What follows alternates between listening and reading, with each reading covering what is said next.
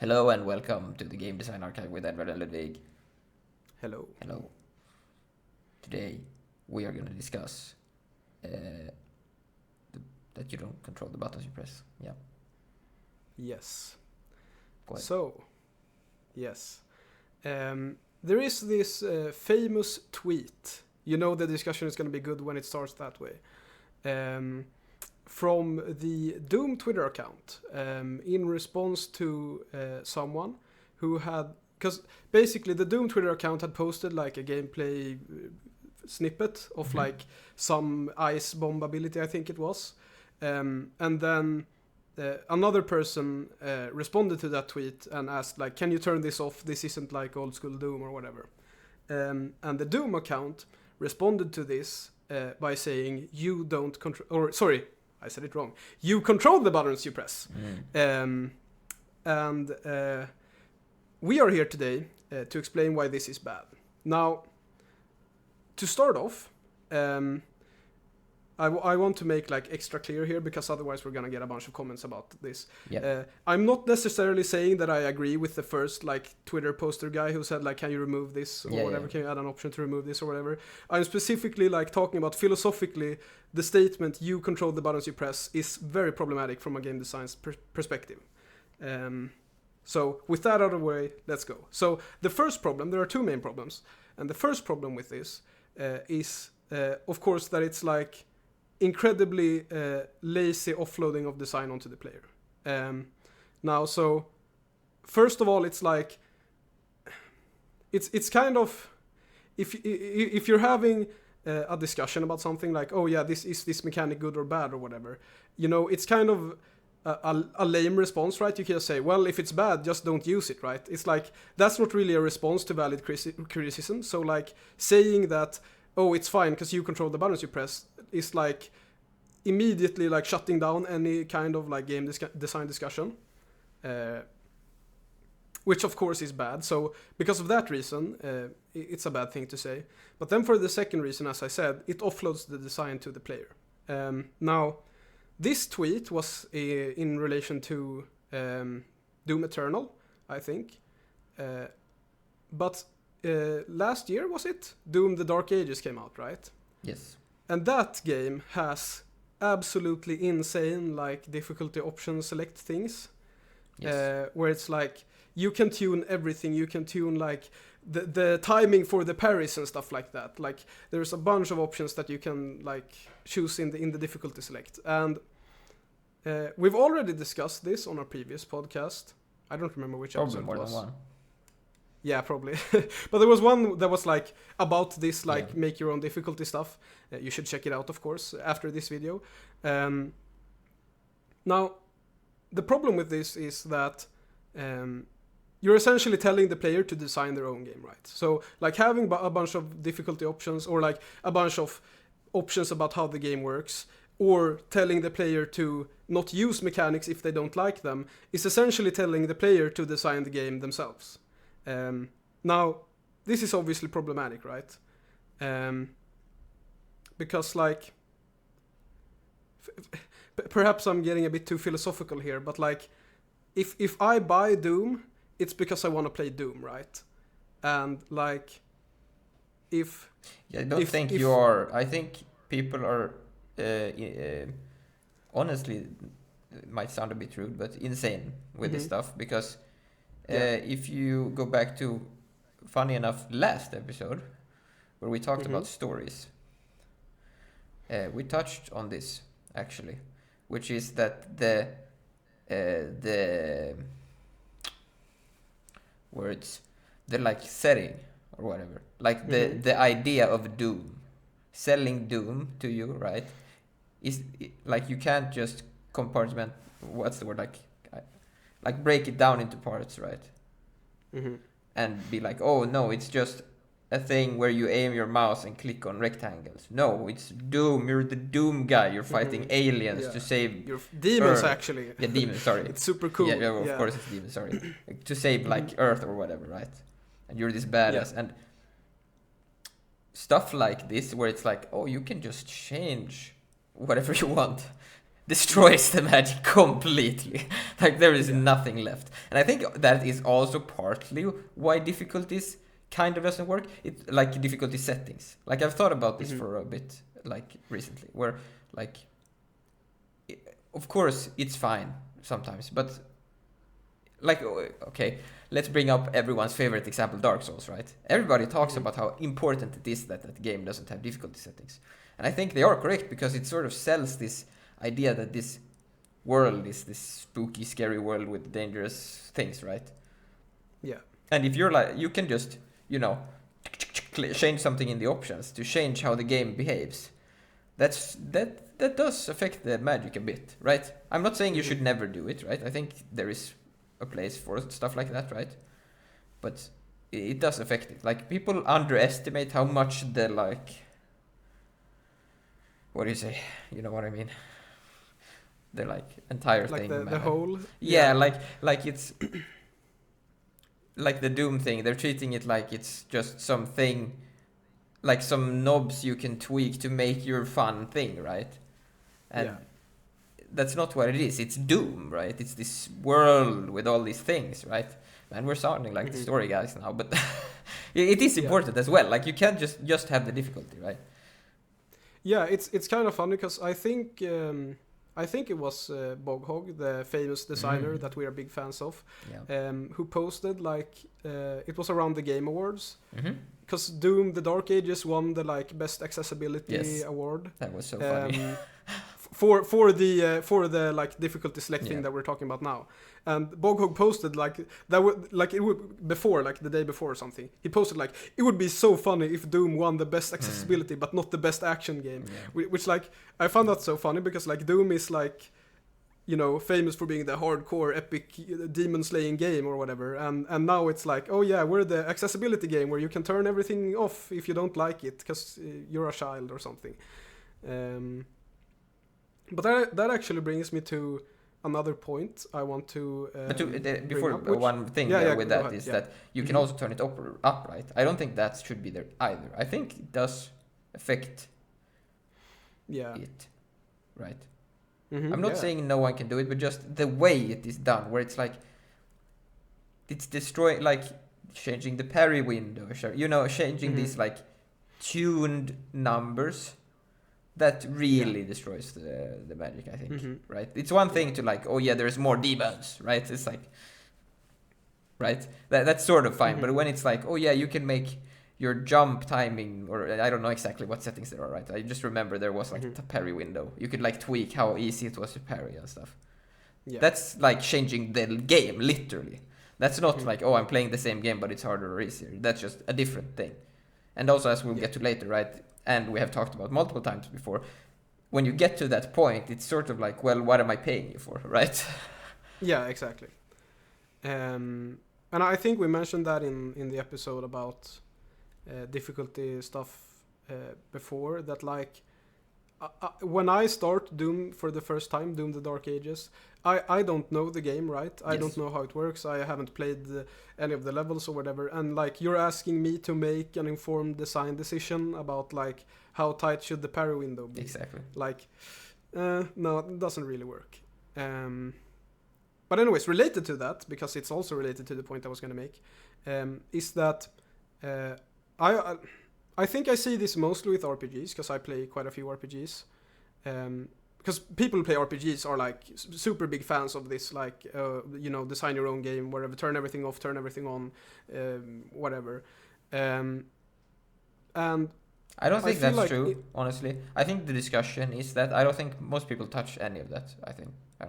I think people are that is way too much work to touch that stuff. There's no way, like, people are lazy. Yeah. No way that. I mean, there's. Well, yeah, go ahead. Yeah, like I guess it's more like the game design discussion around them. Exactly. Right? Yeah. So yeah. But anyway, the point is that I see a lot of times people praise these features for like, oh yeah, I really hate this thing, so it's so good that I can turn it off, and like, or oh, I find this very boring or frustrating or whatever. So that I can turn it off is very good, because then I don't have to deal with it. And like, I think what I want to point out is that like, maybe dealing with it is the point of the game. Like, if you really hate, I don't know, let's take a really shitty mechanic. Let's say carrying capacity or whatever. Let's say you can turn, because I hate games with carrying capacity or whatever. Like, being able to turn that off is not necessarily good just because I find it annoying, because maybe the point of the game is for me to like deal with it, right? And you know, obviously carrying capacity is kind of a shitty mechanic, so that's probably not a good example, but like a lot of times it's like how do you say, like it's very, like, let's say you can turn off poison damage. That's a better example. Like if you hate I poison think the damage, carrying like, capacity is a good example.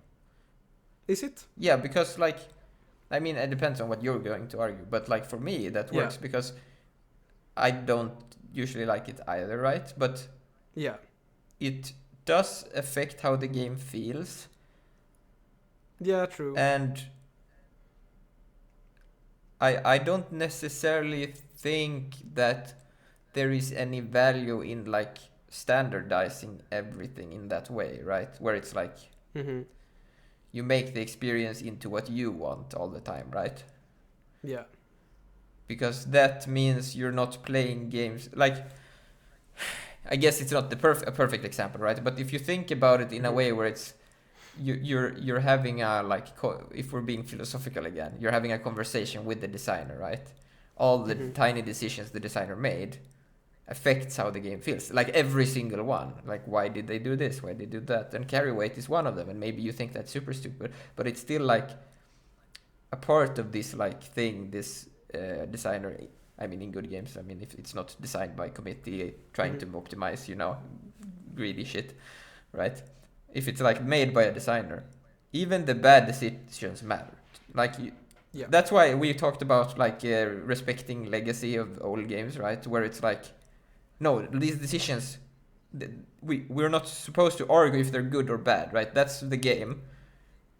And the game was good, right? We're not supposed to say, oh, this was good or bad, because we need to play these games more and study them more to understand like what parts are good and what are bad, and like it's contextual as well, right? So it's like, no, actually carry weight, like, well, like we discussed in that video, right? Well, carry weight is good if it's very limited, because it does like then it's gameplay. But if it's not very limited, it's not interesting. That's our opinion, right?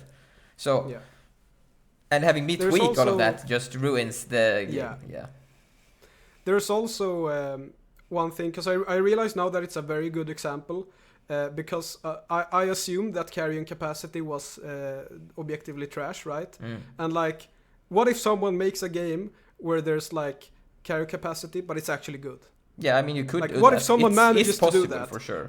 Yeah, exactly. And so if I start that game and I say I hate carrying capacity, I'm gonna turn it off. Then I don't get to experience that. No, then and you were gonna say the game is trash because there's no gameplay, because the gameplay was to manage your carrying capacity. So I mean, yeah, I don't know. So yeah, I'm kind of stepping into my own trap there. Yeah, and I think it's important. So it's a good example. Like, again, man, I'm being a bit too much like philosophical today, but like I think the part where the artist and the like player, like they're having sort of this like abstract conversation, right? The same with like books, right? Or movies, right?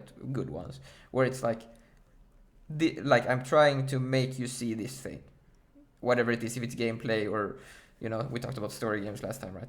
And how that, if we just go, no, I don't want that part, then you're like dismissing the thing they're trying to show you, whatever it is. Like if they're trying to show you like interesting like abstract stuff, or if it's a more story thing, right? Both like this, it might sound like I'm talking about story games, right? But this applies to hard games as well, right? There's a lot of things like we talked about Counter-Strike recently, right? We made a video about Counter-Strike and like all these nuanced mechanics, right? And if you could just dismissively, when you started out, just turn off stuff in that game, you know, like, oh, counter-strafing, that's dumb, let's turn that off. Well, turns out it's really interesting, right? When you when you apply all the other parts that are quirky or whatever in the game. So yeah. Yeah, I totally agree. Because like, there's like a bunch of, I mean, we discussed it in the last video, so check it out. But like, there's a bunch of interesting interactions or like consequences in how the player moves because of the counter strafing, right? So I think I said as an example, like, usually you don't peek, you know, pressing W because it's very hard to press W and then S, whereas it's way easier to press A and then D. And so like, that's like a consequence of counter strafing existing. Like there's no like the game is like because the counter strafing works that way, the player has to peek like sideways, and so that like has a bunch of interesting consequences on top of that, which you know you wouldn't experience if you just like turned it off because you didn't like it. But I wanted to bring us back to like the pressing the button part, right? Because we've been talking a bit about like difficulty options and stuff now, and you know, going back to, for example, the Doom Eternal thing with the ice bomb, whatever it was. Now I haven't played Doom Eternal, so I can't say if it's a good mechanic or a bad mechanic. But the point I want to make is that if you are telling someone to simply not use a mechanic if they don't like it, you are kind of implying that the mechanic is pointless, which is a sign of bad design, right? So let's assume, I don't know if this is true or not, let's assume that the ice bomb attack is actually optional, like you don't need it, like it doesn't really add anything. Then there's no point in it being in the game at all, right? So like if the designer says, well, just don't use it if you don't want to, then why is it even in the game, right? Whereas if the ice bomb thing is actually vital to the gameplay, like if it's actually needed, if it's actually well designed and integrated into the rest of the mechanics, and you like need it to do some weird elemental combos or whatever, then you can't use the excuse you control the buttons you press, right? Because then you're essentially telling the player to fail at the game because they need to use the mechanics. Like, do you kind of get what I'm saying? Yeah, I think there's some examples where you could argue that doesn't apply. Like, let's say you can pick a character or something. You could obviously argue that the other characters are optional then, right? Or something. So it's yeah. like in a fighting game or something. Like you only need to learn one if you want to, right? You don't have to learn them all, but you have to face them all, I guess, in that case. Yeah. Or like a shoot 'em up or something. Like you have different ship speeds. Yeah, but that's more like if you have several choices and you pick one of them, right? Yeah. Whereas it's like there's a mechanic that you can use or you cannot use it, and like that's a bit different in a way. Does that make sense? Yeah. Like because if the developer presents you with a few options and then like, oh, there's this interesting dilemma, do I use this thing or that thing? Then that's a bit different, right? Yeah. Because there's something interesting there. Whereas if it exists there and the developer says, well, you can use it if you want to, but you don't have to, then like it feels very pointless. Yeah, I think you're referring to what usually, what we would call a mechanical bloat. There's exactly. just a bunch of stuff that you don't have to use. Yeah. And you know, I haven't played Doom Eternal, but I have played Doom 2016, and I would say it suffered a bit from that. So I wouldn't be surprised if Doom Eternal did too. Although I have heard some good things about it, so I'm not gonna be too mean. But yeah, it's like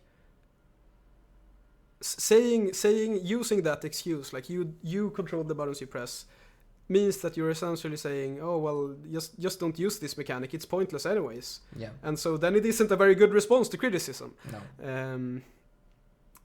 Yeah. Now, there was a second point which I think because like this subject, like you control the buttons you press, has been discussed by a lot of people before. There's probably a bunch of YouTube videos, a bunch of articles about people. Yeah, I think there is a better example of it than the Doom one. Like, is there? I mean, not the quote. The quote is there, but what I mean, of the concept, like that applies better, because in that case, it's like you said, it's more like, oh, they added stuff, and like the fix is obviously that they make the mechanics useful, which is counter to what they're like the person wanted it removed, right? Even though he didn't have to use it, probably, right? Because it was probably not necessary. right? But in general, this idea, right, of like, no, play the way you want, right? Yeah. Is an issue, right? I think it applies better to things where mechanics matter more, I guess. Or like the opposite, where it's like, look, like let's say this ice thing is very overpowered, right? Then it would be more like there would be a better argument to be had, right? Because then it's like, well, the dude like is obviously trying to optimize his run, right? So obviously he's gonna use this ice thing, and maybe it's not as fun to use, right? I don't even know if it's an ice thing. You said it was. Yeah, but that's also like very common. But what I was gonna say is like, this discussion is often like focused on the like design aspect, like, oh, it's not up to the player to design the game or whatever. But there is one point, which is like the second major point in my opinion, which I think is not discussed often enough, or like in enough depth. And it's sort of similar to what you just said about like, oh, what if it's OP and whatever. But that's I am really a hater of the play suboptimally excuse. Yeah, I mean that's what I'm gonna call it. Is as well, right? The do not control. Yeah. Yeah. And so I actually have an example that I've talked about several times before on this podcast, but it's such a good example because it triggers me so much, and that's Crusader Kings 3. When that game released, it was like, for a Paradox games, because Paradox games are usually quite broken at launch and stuff, for a Paradox game, that was like one of the best launches ever. And it was like it actually had some interesting mechanics, and like it was fairly interesting. But there was one problem, which it took a while to figure out that problem existed, because you needed a bit of playtime, and that was that the game, once you knew the game, it was a bit easy, right? There were a few like pretty powerful strats that you could do, and then like the AI couldn't do anything about you. You were just like more powerful than everyone else. And so like it took a few hundred hours of gameplay to get to that point, but like now I don't play CK3 anymore because like it's super easy, and like there's literally nothing standing in my way because I know these like few strats. And it feels like a lot of the CK3 community is like aware of this and constantly pointing this out. I think even from the start, like a few people were pointing this out, like this game is too easy, you need to make it a bit harder. You need to like remove these cheesy things, and you need to, I don't know, fix stuff. Yeah. And the developer response since day one has been, well, CK3 is a role-playing game. It's not supposed to be hard. You're supposed to, play out your fantasy or whatever. It's not a hardcore strategy game or whatever. And this is very similar to what you were talking about. It's like the developer is essentially saying, well, our game isn't fun unless you play it suboptimally. Like, so you need to like like limit yourself and stuff in order to make it actually fun, because otherwise you're gonna have a bad time because it's too easy. Obviously, are you stupid or something? But one thing with what you said, I don't even think that holds, because you said, what did you say? Like, oh, you're not supposed to play it well. You're supposed to just role play, blah blah blah, right? I don't think that's an excuse for it not having good gameplay. Anyways, even if it's about role play. Yeah. Right. Like if it's to play a role well, or whatever. I mean, role play, whatever you mean by that. But you know what I mean. Like if it's more of a fantasy thing, that doesn't mean, oh, you can just not do anything, right? That doesn't sound very nice, right? It should still be good. Yeah. You could have both that and a good game, or well, I mean, yeah. Well, that's sort of the point I want to make. Is that like the game can be about role playing and still be a good game, right? Yeah, exactly. And so saying, well, it's not supposed to, like, you're supposed to roleplay, it's not supposed to be a good game, that's kind of a shitty excuse, right? Yeah, that sounds terrible when you say it that way. Yes, it is. And because like, they probably didn't say it in that way. Yeah. And I have played some recent patches of Crusader Kings, and let me just say, holy crap, that game is bad now. They like totally ruined it with DLC and updates and stuff. It's literally unplayable. But yeah, so bringing it back to like the Doom example, right? It's like, oh yeah, I don't like this ice bomb, I don't want to use it. So this goes in both directions, right? So if the ice bomb is bad and it doesn't matter, then well, this point doesn't really apply, right? Because you're not playing suboptimally by not using it. Yeah. But like as you mentioned before, what if yeah, exactly. But as you mentioned before, like what if the ice bomb is OP and like using it all the time is like the meta strat and makes everything way easier and so on and so on? Then telling the player not to use it is kind of stupid, because like once again it's like an excuse for bad design. Like in this hypothetical scenario where the ice bomb is OP, because obviously I don't know if it's OP or not. And the even Doom if it's an developers, ice bomb, we don't know that. Yeah. Maybe we should look that up, but whatever. But yeah, anyway, in this scenario, the Doom developers have failed. They've created an uninteresting game where the ice bomb thing is OP and like spamming that is the only, like the most optimal strat. And like telling the player to change their playstyle or whatever, or like not use mechanics because the game becomes interesting, is just a lazy excuse. Yeah. Not saying that the player can't do that if they want to, right? That's the thing. Yeah. Mm-hmm. Yeah. If they actually want to, you know what, the designers are stupid, I'm gonna do this way. Yeah. But the designers should never point that out. They should be, you know, like it shouldn't be, how should you know what I mean, right? Yeah, like it should be self-imposed then, right? Because that's a completely different thing. Yeah, but what I mean is like the developers can't use the excuse, well, self-impose it, right? Yeah. Like the player can do that if he wants to. Yeah. Because like he can do whatever he wants. But again, like we talked about, you're selling someone a game and like that experience is judged based on, you know, like it's not my job to make it interesting. It's your job. You're the designer. Yeah.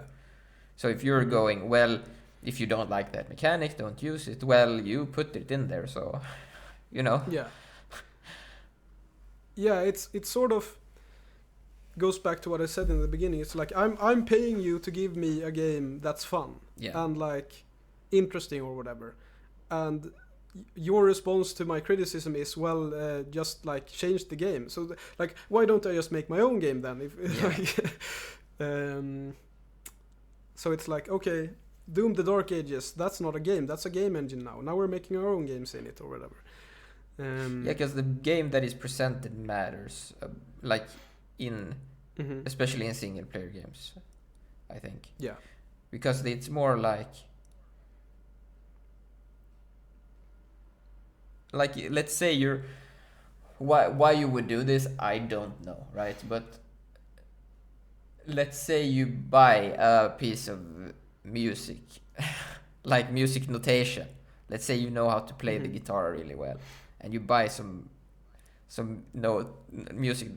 Why you would do that, I don't know, but you do that, right?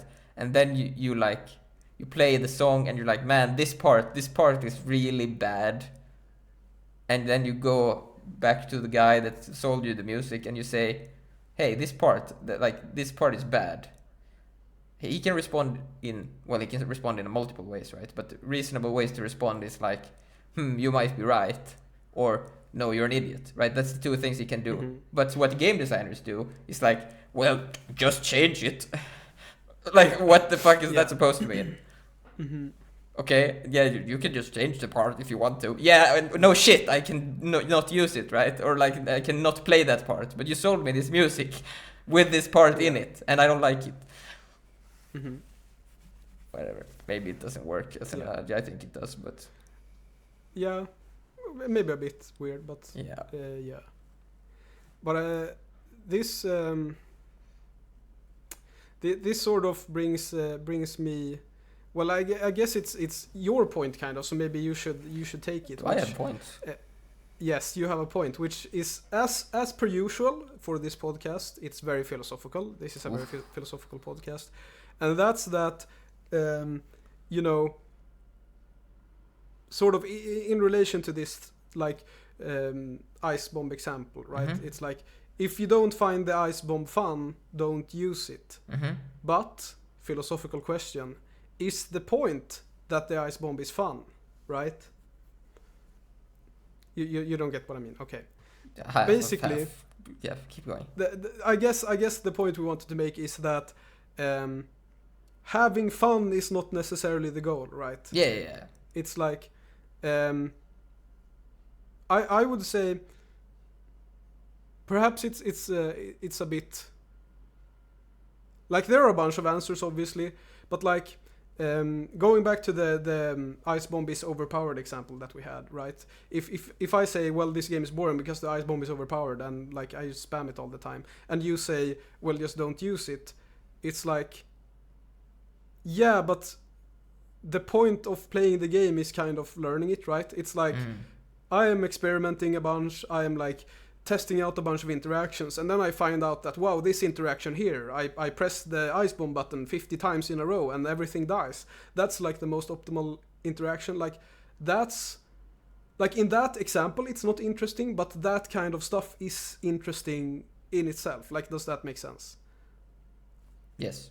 Where it's like mastering, at least to me, like mastering the game is sort of the point, and like I am having fun along the way. Like, fun is not the end goal. It's like when I'm playing a game, I'm like trying to learn it and like figure out how everything works and so on and so on. And because of that, I have fun. I don't think you have any other goal than trying to figure out how to optimize the game. I mean, even in a story game, right? It's about figuring out the story or whatever, or like figuring out like how to optimize. Like I guess you might get some different parts out of it, right? Where it's like, I'm thinking like Papers, Please, where you try to optimize, what people you let through because you need money, and you realize how that affects you, right? But it's still about that experience, I guess, of optimizing it. Yeah, I would have to think about it, but I think most games are even in that sense like about figuring out how they work, right? That's sort of the goal. The goal is not to have fun. Yeah, well, I was gonna say, like, even in the Papers, Please example, right? So let's say you let someone through that you shouldn't have because you need the extra money.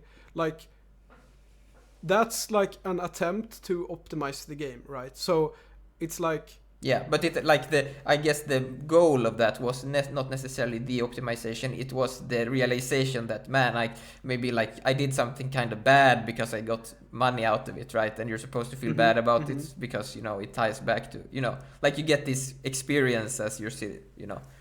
But obviously you still want to, yeah. It's interesting. I don't quite get what you mean, but yeah. No, what I mean is like if you have an action game, like a clear action game. So let's say we're playing a shoot 'em up, a run-based shoot 'em up. The goal is to beat the game in one go, right? One CC. Boom, that's the goal. And everything you figure out along the way is like the interesting parts, right? Where it's like, oh, you understand that patterns move in this way and that you can do this thing and and you could argue that's fun, but like the fun is a terrible word to use to describe what you feel when you play video games, because good games, you feel it all, right? It's like you're stressed about something and you're like feeling confident at one moment, and then you're tricked by the designer the next moment, and then you're having like this realization, frustrated, and then you have realizations, right? Like, oh my god, these like circles, they're like moving like they're just counter spinning or something, right? And you're like, oh, I can just look like this and then I see where I can go, and wow, and you realize like tons of different stuff. So fun sucks as a description of that.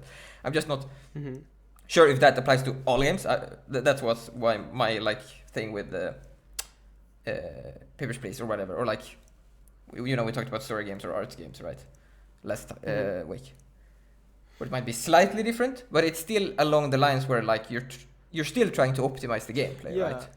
Yeah, I would say that's like still, experimentation and learning, because you're like, what if I let through this guy and I get some extra money?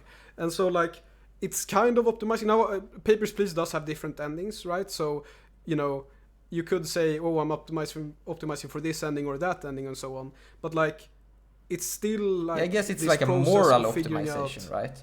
Yeah, so it's like applying another layer that is not mechanical. That is true. So it's like I'm thinking of like these games where you have yeah, I don't know. I don't have a good example, but these like more war style, like this War of Mine, or like this what's the Frostpunk or something like that, where it's like they're trying to apply some moral elements to the mechanics, right? Where it's like you might have to let some people die to save some other people, and it's sort of like you're trying to optimize that, right? So it's not necessarily like it's more abstract, but it's still part of the game actually. So yeah, I'm convinced now. You convinced me. Yeah. So even story gamers are hardcore gamers then. Yes.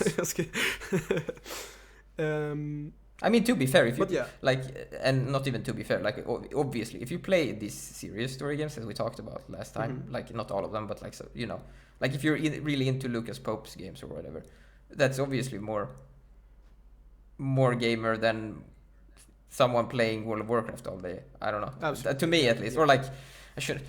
More gamer, that sounds so fucking silly, but you know what I mean, like whatever I'm not gonna be like the gamer police, but you're obviously taking the hobby more seriously if you're playing Papers, Please and Obra Dinn than if you're playing World of Warcraft. In fact, I think okay, I'm gonna be I think you're taking your life more seriously actually. Depending on how much you play World of Warcraft, of course it can be okay to play a little bit World of Warcraft. I'm not saying I'm spending all my time in good ways. Yeah. But 8 hours of World of Warcraft a day? Even 4. Not good. No. Yeah. Now, there is another sort of saying or whatever, going back to the main topic, sorry, that I don't know if I want to be like this, like definitive and like 100% sure about it. But I would say that today and we can change it tomorrow. It's fine. Yeah. So like, it's the saying, "Don't hate the player, hate the game." And I am of the opinion that if you as a designer don't believe in this 1000%, you are a bad designer. Do you agree? Because I feel like this is like one of the... How do you say this? Like, I wouldn't say it's like one of the core pillars of game design or whatever, but like blaming the player for your bad design is bad, I guess. Maybe it's not as deep as I think it is, but I feel like a lot of designers tend to blame the players a lot. But then again, there is the very boring and classical Ford argument, right? With the horses. Like, if we asked people what they wanted faster horses, right? Remember that one? Game designers usually take that up as well, which is kind of true, right? Gamers are very, comforty or whatever. Like, they don't want things that are different. And I think also that's also partly why you shouldn't add these options into the game, because then they don't get the experience, so they don't get enlightened in whatever you're trying to show them, right? So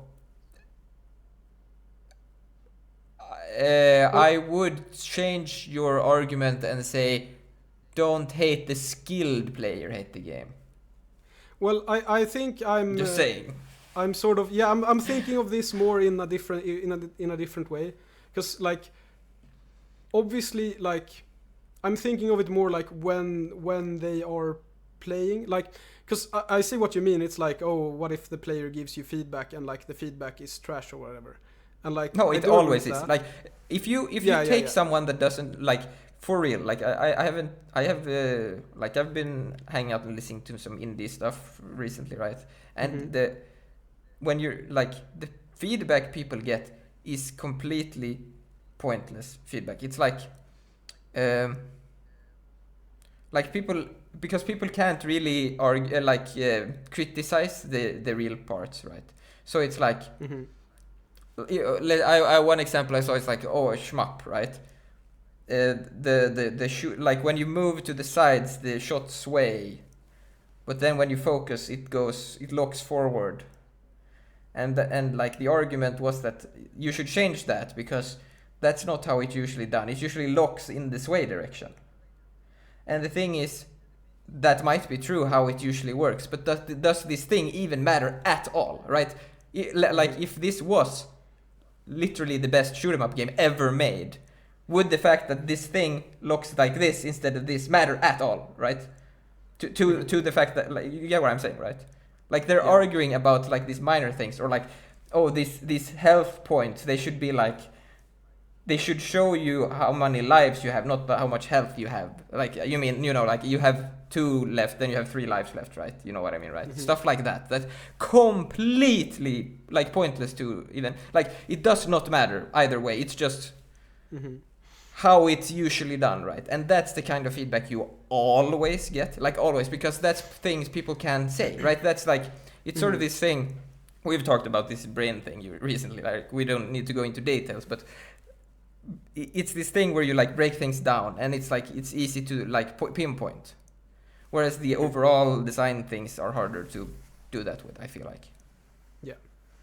Sorry, continue. No, like I 100% agree with you on that. It's more like, perhaps I was a bit unclear then, because I think it's more in the sense of like, let me think of an example. Like, you know the saying like, oh, given the possibility, the player will always optimize the fun out of the game or something like that. You know, designers say that all of the time. Yeah. And like, that sort of stuff is so stupid because you're blaming the player for bad design. Yeah. It's like, oh well, the player is playing optimally, so it's boring now. Okay, make a game where it's fun to play optimally. Yes. I think it's in that sense. I mean, don't hate the player, hate the game. Like in those kinds of situations, it's always the game's fault. It's not the player's fault. And I think it's like surprisingly common not to have that viewpoint, which I think in a lot of ways describes like why there aren't very many, you know, excellent games nowadays. But like, yeah, I don't know, maybe it's not as deep as I think you are correct, but I think these are like, it does not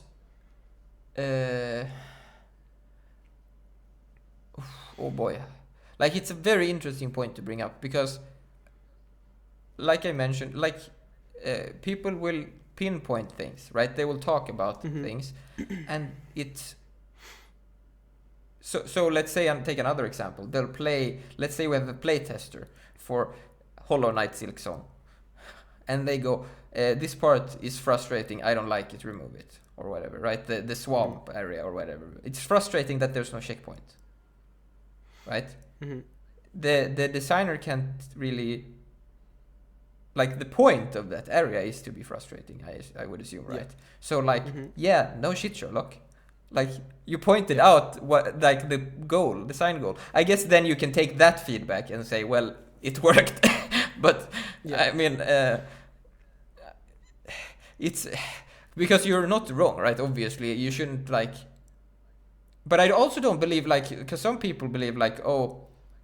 Or do I? I don't know. Like, let's say you have a bunch of playtesters and everyone, like, no one likes the game. Let's say that. Like, it's not always obvious, or even necessarily because it's bad, right? Because I think if you took a lot of modern players and put them in front of Final Fight, for example, they would not say it's a good game. Yeah, no. So, no. And if that's true, then they obviously don't know what they're talking about, right? Yeah. So. Yeah, well, I think that's sort of funny that you bring that up, because one thing a lot of the designers always say is that, at least a lot that I've spoken to, it's like, and I think I've seen like a bunch of YouTube videos about it and stuff, but like, they say that, you know, you shouldn't listen to the player for solutions, you should listen to the player to find where the problems are. So like, if the player complains about something and they say you should add this instead to fix that, you shouldn't like listen to them about their like example, like you should their definitely suggestion not to fix it. That you should listen to correct. That's correct. Yeah. You should not listen to no. Yeah. Well, it's incorrect in more ways than you think. For or sure. well, No, so I like, agree with you. The common saying is that you should listen to the problem and not the solution. Right? Yes. So if someone complains about something and says add this to fix it, you should like see that, okay, there's a problem here, but not necessarily take the solution. Yeah. And I think that's so wrong, because so many times I see people complain about things that are like actually good mechanics. Yeah. And you know, you so both are Final wrong, is what Fight we're is saying, an not example. one of them, right? Yeah, exactly. Yeah. So like, but I think it's partly this, true, right? Because if you take the right kind of players, it would be true. Like, not yeah, of course. Not necessarily that you should apply all they say, but maybe you should like. Yeah. So like, let's say you take some pro CS players and they tell you some stuff. Like, maybe they obviously have a different idea of what they want CS to be, so maybe you shouldn't take what they say as like correct. But I feel like listening to the pro players gives you a better understanding of how they are reacting to what the game does, and then you can adapt to how you want it to be, right? Yeah, I would say that like sort of like, because it seems like a lot of people want to like have some sort of rule of thumb, like, oh, how much should I listen to criticism, or how much should I whatever, and I think it's like, it's one of those things that separates a good designer from a bad designer. It's like they can listen to the criticism and like evaluate if it's good or not. Yeah. Like on a case-by-case basis. It's also actually a little bit of a taste thing, in my opinion. Like, because you can end up with like more approachable games and less approachable. Like, if a designer is more listening more, then they get a game that is more like mainstream, right, or whatever. Which is not necessarily bad. It's just that it's not as like tight to their vision or whatever, right? Whereas if you take something like, I would argue at least, like Jonathan Blow, where it's like, no, this is how it's supposed to be, right? This is the, like, I've thought about this. I know what I'm doing. And he obviously, I think he listens to a lot of feedback, don't get me wrong. But like, I don't think he's like with the braid stuff. I don't think he thought, oh, well, that guy might be right. My game is bad Super Mario, right? That's not what he thought, right? Sorry if anyone doesn't know. I think that's sort of a good example, because I think if someone gives good feedback to Jonathan Blow, then he would probably like realize that that's good feedback and try to solve it. But if someone gives him bad feedback, he also knows that that's bad feedback. Exactly. So like his design experience lets him filter out which feedback is good and bad. And like that's basically all there is to it. There's no like secret rule like, oh, if someone complains, you need to do 50 math problems. But I'm gonna tell you a secret now. Like this, I'm gonna tell you a super big secret. Don't tell anyone about this secret, Ludwig. It's super big secret. No one else. No one can hear Every single piece of game design advice is, you know, what's the word? You know, you can't always apply it. I don't know. Yeah. Well, I mean, like there is nothing that you should never do. You should always do. You should do this when this. Every single one of them is wrong. Every single one. Yeah. They're guidelines, sort of, right? Not even that. And in fact, a lot of them are bad. Even like they're not good. So. And its taste, you know, and it like it for one genre or idea of like thinking it might be good, and for another it might be bad. It's just this way of thinking about like making it into these like ideas that you can just apply to things. It's not good. Don't do it. Don't think like that. Don't think like that. And that's why all the game design is so bad these days, because that's how they think. They don't think about, you know, let's make an interesting game. They're thinking about like optimizing stats or whatever, right?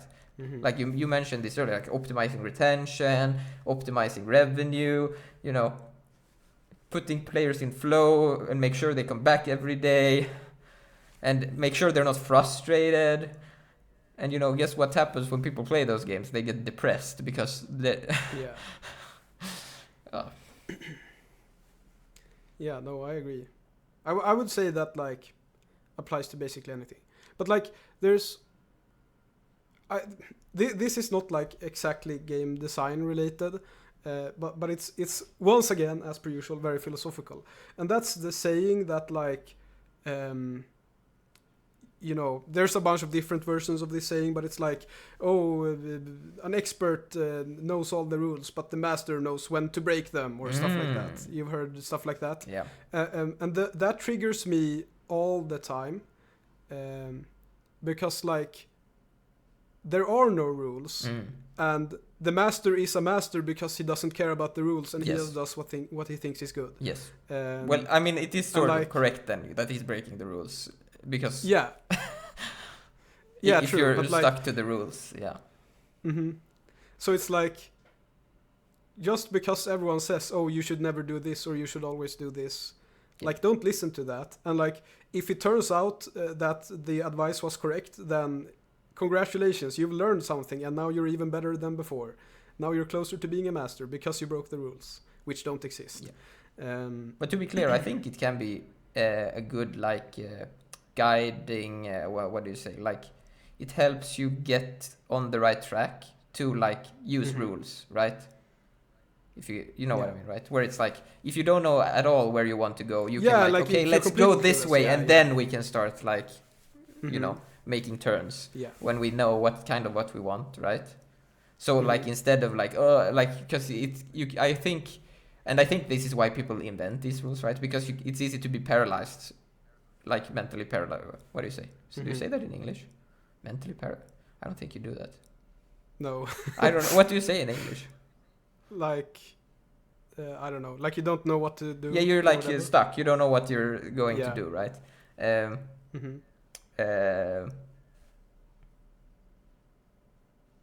What was I saying? I lost my... you don't know what you're doing, right? So just use the common approach first, right? But the problem is if you just keep going on the common approach, then it becomes uninteresting really quickly, right? Yeah. Especially when talking about like game design, because that's like the common approach is especially bad there. But there is something more or one more like controversial thing, maybe controversial, I don't know. But it relates to what sparked this part of the discussion, which is don't hate the player, hate the game, right? Which I think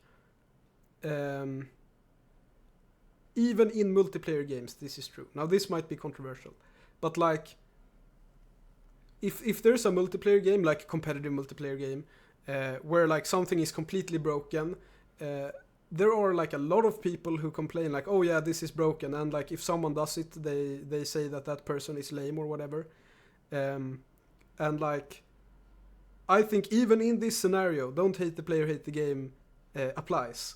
It's like, if something is broken, if I'm playing Dota or whatever and a character is super OP and wrecking everything, like even though I'm super bad at the game, then that's the fault of Dota. That's not the fault of me. I'm just like... No, actually, I'm gonna argue it could be the fault of you in a competitive game, because you might be following the rules too much. Because what do you mean? Well, a lot of the time what happens if you don't patch, like, because their argument is always this zero is OP, patch the game. So I don't have to deal with them anymore. But the solution might be to just change the meta so that hero's trash and find a better meta. Yeah. What do you mean? What? Yeah, that's what I mean. Yeah, but then you don't disagree with me. Well, you said hate the... Well, what I'm saying is that like it's not the player's fault that the character is OP, and like he's not a bad person for picking the OP character. Yeah. I agree. Yeah. Yeah. Yeah, okay. I was a bit... I think it was the point about the player. You had a point about the other player, right?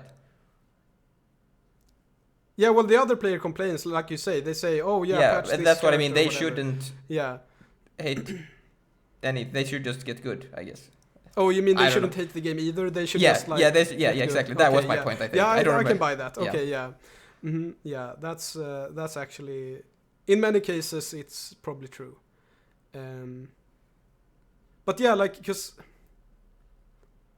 it goes back to this, like, you do not control the buttons you press, and like, if there's an obviously good pick, then calling me stupid for making the obviously good pick is kind of wrong, right? It's like, then make that pick not obviously good if it's a problem, right? It might not even be a problem, as you said, but like, if it's actually a problem, then, you know, solve it not by complaining at the person who made the obviously good, like that person is in a sense good at the game, right? Because they picked the best character. I think there's a bit more nuance in multiplayer though, because metas change over time, so like there is more space for stuff that's not good in multiplayer games, I think, because it can like show up later as being good, and I'm not a fan of just patching stuff all the time to make stuff balanced. No, me neither. So it's a bit different, I think. Yeah. Well, I guess once again the don't hate the player, hate the game is a bit unclear. I'm mostly talking about the don't hate the player in this case. You don't have to hate the game, or you're not allowed to hate the game either in a lot of cases.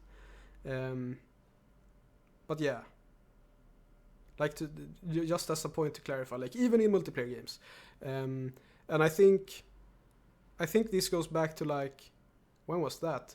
Like we discussed, that was probably like in the second episode or something like that, way back. Yes, about like calling people sweats and stuff because they're better at the game than you. I feel like that's sort of related to this in a way. I don't know. Does that make sense? A little bit. Maybe it's not that deep. No, it does. It's a little bit like this, right? Where it's like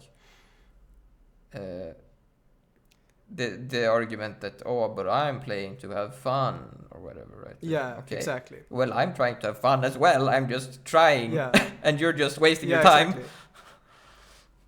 Yeah, because like, I guess that's sort of the point I want to make, right? It's very good that you said that, because I felt I was a bit unclear about that. It's like, because people say, well, when you use this hero, it ruins the game for everyone else, and it's like, well, like, get good. I don't know. It's like, yeah, but like, I'm like, if we go back to what we said about mastery and stuff like that. You know, as I said, picking the best character is a sign of a good player. Like, a good player will pick the best character.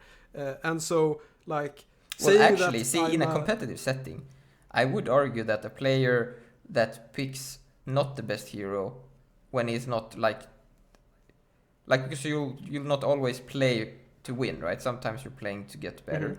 Well, yeah, and then but if you're playing pick to win... bad heroes, right? To, like, figure out what works against that hero or something like that, right? Or just to, you know, not get brain rotted, only knowing the, like, safe strat of the meta or whatever, right?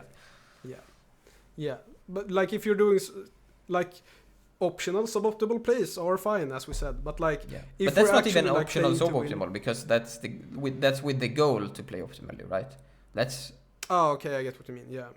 That's like you're doing this because you're improving your skill by playing it suboptimally, I guess, right?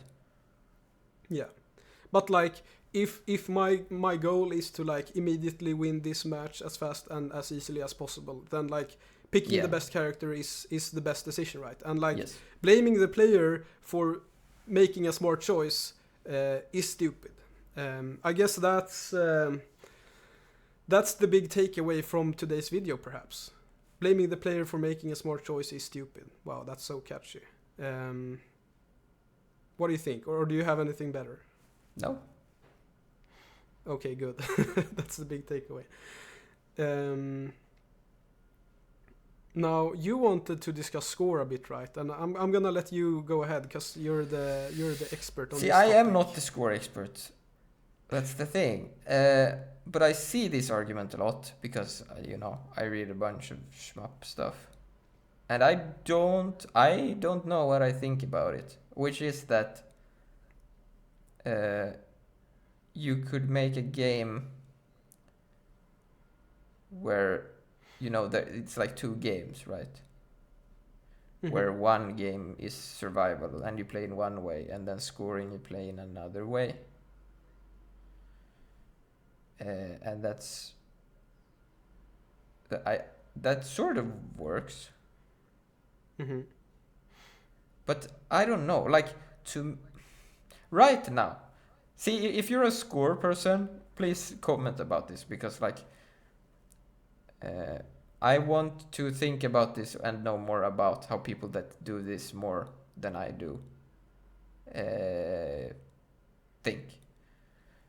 But in my mind, I feel like it's just like so there should definitely be score, to be clear, like, because that because score signals if your play is better than someone else's play, if that makes sense. So that there's a like you get what I'm saying, right? Where it's like, no, actually this way of playing is more optimal, right?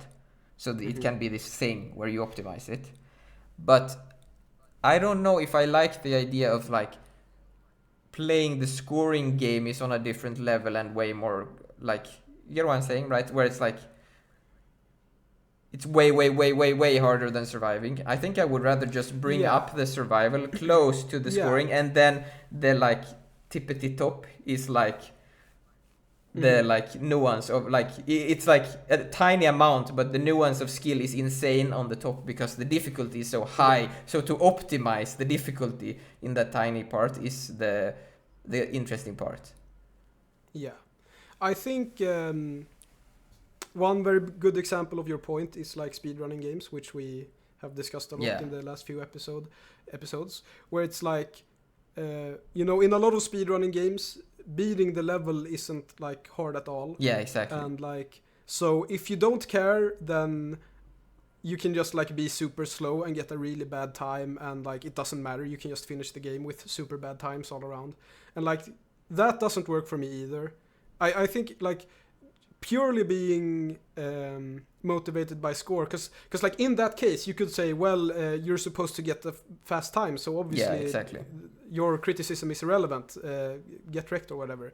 But like it doesn't really work, because like if the initial like finishing the level isn't even hard at all, then I don't really care about the score whatsoever. Yeah, exactly. I don't know. Yeah, I'm torn on that nuance, right? Because obviously a lot of shoot 'em ups are hard, right? Yeah. Yes, they're easy ones, but like most of them are pretty hard. But the nuance there of like the top score versus the top survivor thing is like, I think, I don't know. And I'm not saying people can't do that if they want to, but it's like,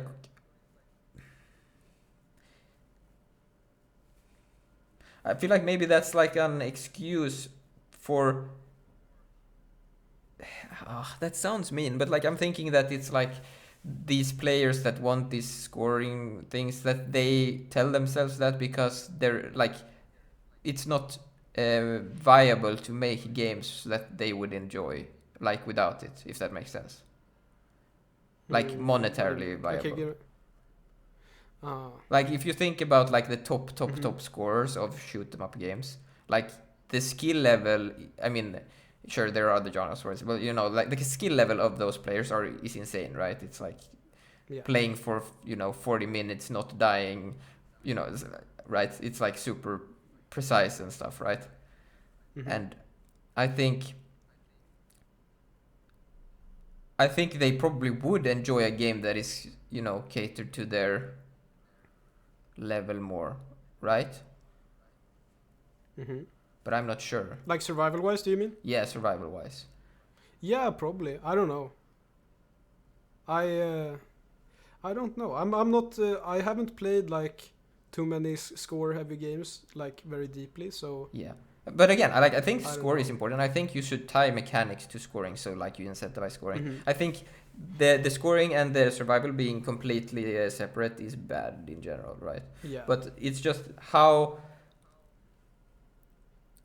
much should it affect each other? That's sort of like an interesting, like, let's shout out our old friend Bruceine again, right? He wanted us to discuss dynamic difficulty at some point. And it sort of goes into this, right? Because that's one thing that it sort of solves, because it's as the score goes up, the difficulty goes up, which means that when you're trying to do a better run, it also gets harder, right? So you get this insane peak for the players that are very skilled. The only issue, right, like which we have talked about before, is like, well, can it be metagamed too much to the point where it ruins it at the lower levels? I think that's like in general the only thing I'm worried about with it. Yeah. Yeah, I think it's an interesting topic. I think I just like need to play more games. Yeah, same. In order to have form a coherent opinion. Yes. Of that kind. Yeah. Yeah. But yeah. Yeah, it's a tough one. We should maybe have someone on to talk about that or something at some point. Yeah. Scoring is more into scoring. I think so. We should. So if you know someone, let them know. Let them know. Yeah, don't comment on our video. Send them a DM and say, yo, this really epic podcast is looking for a score expert. Go on to this podcast and tell them how it should work. Because they have no clue. They're stupid. We are stupid, is what you're saying. Yeah, that's what I mean. Yeah, the other person is smart because they know how this. Exactly. Yeah, that's what I meant. Yeah, I know. I just clarified. Yep. Yeah, the score experts are super smart. Unless they're wrong, then they're not. But we don't know that because we don't know enough. I guess is our conclusion. Yeah. But yeah, I don't know. Do you have anything else you want to say? We went a bit off topic there at the end, but that's fine. As per usual. Yeah. Yeah. So the big takeaway is, what was it now? If the player is doing something smart, don't call them stupid. Yes, that I don't think that was what you said, but yes. No, it was something like that. Yeah. And like, it's kind of insane that has to be said, but that's how game design is looking nowadays. Yeah, and also yeah. like, I guess another like point to make, like that was sort of part of our point, is that the experience presented, like we've talked about this many times, so it's like not a new thing, but the experience presented by the designer matters, right? Yeah. And it's not about the fact that you should abuse that experience to make it optimal, right? But you shouldn't what's the word? Like, you shouldn't change that experience unless the designer wants that, of course. But sometimes they just do it because they don't, whatever. I just made it worse. A lot of times the designer changes it upon feedback and it becomes worse. Yeah, that's true. Yeah. But yeah. Yeah, so that's it from us for today, I guess. As usual, leave a comment, leave a like, leave a dislike if you disagree. And of course, subscribe. I didn't miss anything, right? No. Watch our videos. So watch all of our videos, every one of them, in a row. Tell us if the new format on the new series is better or worse. We want to know. Because if it's better, we're going to do it the same way. Otherwise, we're going to cry. Exactly. We're on the third revision of the format in 3 videos. Yes. So if people don't tell us it's good, we're going to keep changing it. Yeah. Although the new video, yeah. People seem to like the it. new video. Yeah. Anyways, we've been talking too long in this outro now. So thank you everyone for watching and goodbye. Bye bye.